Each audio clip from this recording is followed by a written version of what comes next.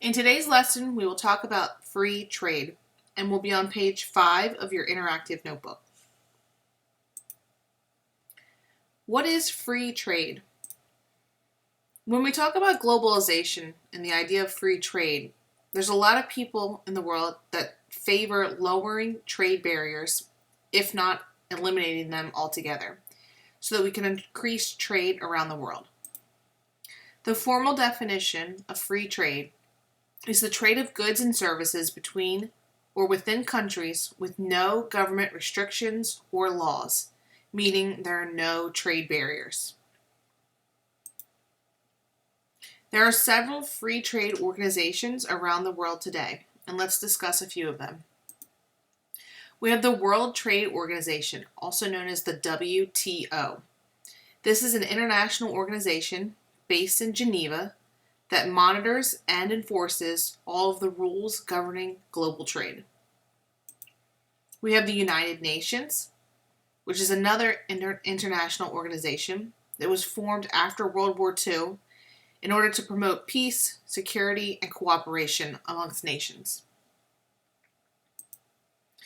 We have the World Bank, which is an international bank that offers low-interest loans, advice, and information to developing nations.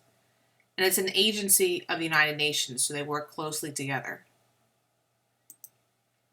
We have the European Union, or the EU, which is an economic and political union between 27 EU nations that together cover much of the continent of Europe.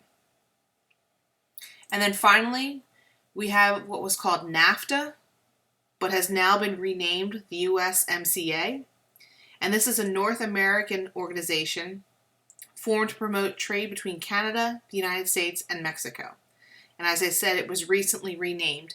Previously, it was called NAFTA, or the North American Free Trade Agreement, and now it's the United States-Mexico-Canada Agreement, which we'll talk about in a few minutes. So let's look at how NAFTA went from NAFTA to the USMCA. And we're going to watch a short video that gives some examples.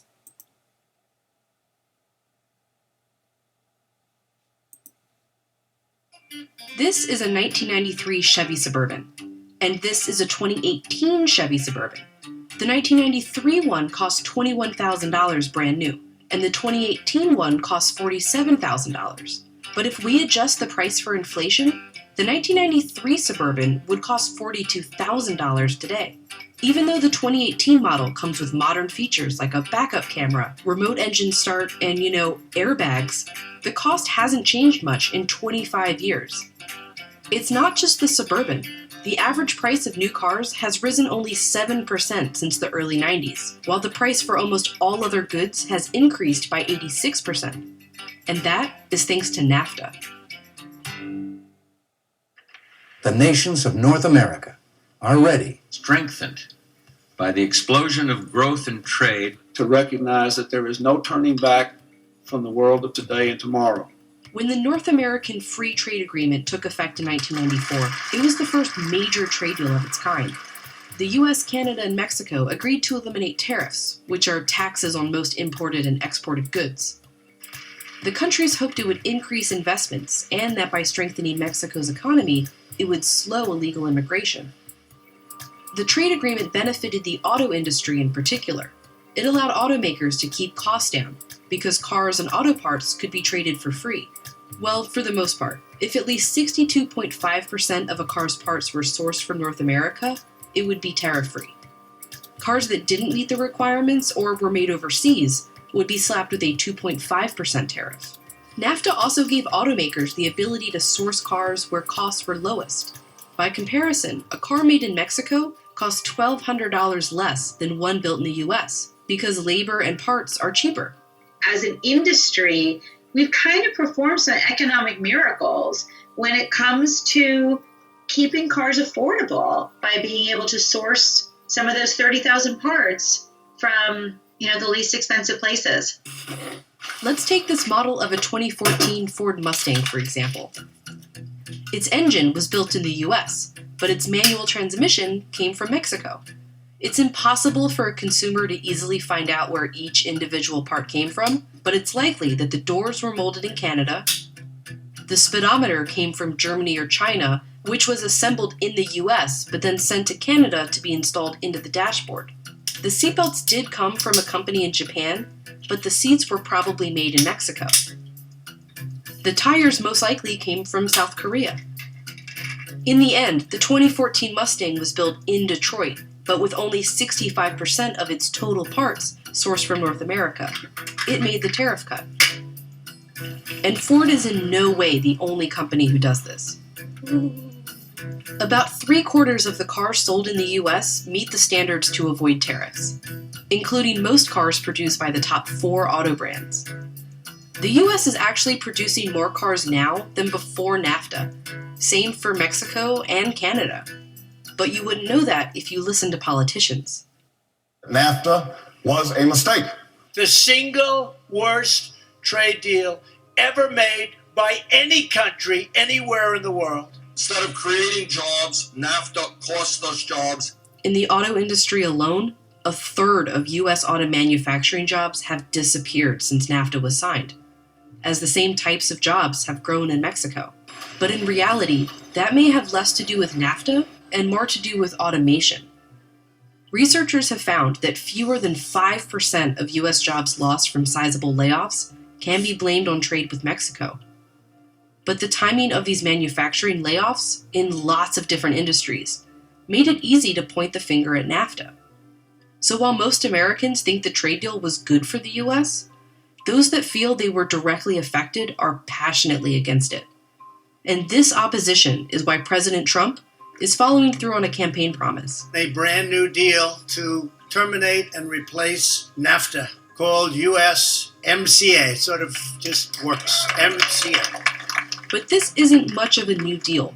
While it's essentially a rebranding of NAFTA, it does make one major change to the auto industry, because it would require cars be made with 75% North American sourced parts, and that 40 to 45% of those parts must be made by workers who earn at least $16 an hour. At least 46 and as many as 125 car models sold today that aren't taxed under NAFTA wouldn't qualify under the proposed USMCA regulations. Our 2014 Mustang likely wouldn't meet the new requirements. So if it is implemented, auto manufacturers will have to decide to just pay the 2.5% tariff or change how they manufacture their cars sold in North America, even if it increases production costs. What looks small on paper, when you think about the complexity and how many parts are on every car, it starts getting out of hand fast. Prices of those cars could go up anywhere from $470 to $2,200 in the US. And at these higher prices, roughly 60,000 to 150,000 fewer cars would be sold in the US each year. That would mean job losses. I don't want to see our companies leave and fire our workers. Those days are over. But the USMCA could actually incentivize car companies to leave North America. NAFTA made US car companies more competitive with the global market, and even attracted foreign car companies to build in North America. And if those cars are going to face higher costs of manufacturing and tariffs, their production might get moved to China or other countries. Building a car with thousands of parts is an incredibly complicated process. So while NAFTA has kept cars pretty cheap to produce, the USMCA could change that. And consumers will likely be the ones to pay the price.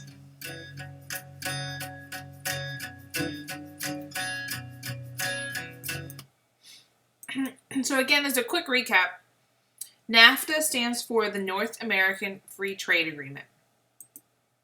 It became an effective policy in the United States of America in January of 1994. It gradually eliminated most of the tariffs and other trade barriers on products and services passing between the United States, Mexico, and Canada, because again, they're all in North America. It created an increase in trade and jobs on both sides of the border. The updated policy is the USMCA, or the United States-Mexico-Canada Agreement. It's intended to replace NAFTA and has major changes on cars and new policies on labor, environmental standards, intellectual property protections, and some digital trade provisions. After 16 years in effect, the terms of this trade deal expire and new ones can be made. So we'll see what happens in 16 years. As you can see in your interactive notebook, there's a quick Venn diagram that kind of highlights the similarities and the differences between NAFTA and the USMCA. Commonalities between the two is they both deal with the United States, Canada, and Mexico. They both have a dispute process that's remaining the same, and they both punish for the theft of intellectual property. Then, as you can see, they have a variety of differences. The USMCA does take effect in 2020. It'll be reviewed every 6 years, so it could potentially expire in 2036, or it could be extended to 2052. As they talked about in the video, North America content of a vehicle to avoid those tariffs is going to have to be 75%, which is up from 62.5% under NAFTA. Under the USMCA, 40 to 45% of auto workers must be paid $16 an hour. Under NAFTA, the average auto worker in Mexico made about makes $2 US or $2.50 an hour. And then finally, the NAFTA restricted Canadian dairy and agriculture, but the USMCA is going to open its market to US dairy, especially milk, cheese, powdered milk, and baby formula. This is just one example of a free trade agreement. We wanted to focus on it because it directly affects the United States. Again, remember, free trade agreements limit the barriers and open up free trade. It has its positives and it has its negatives. Thank you for watching, and make sure you enter this on page 5 of your interactive notebook.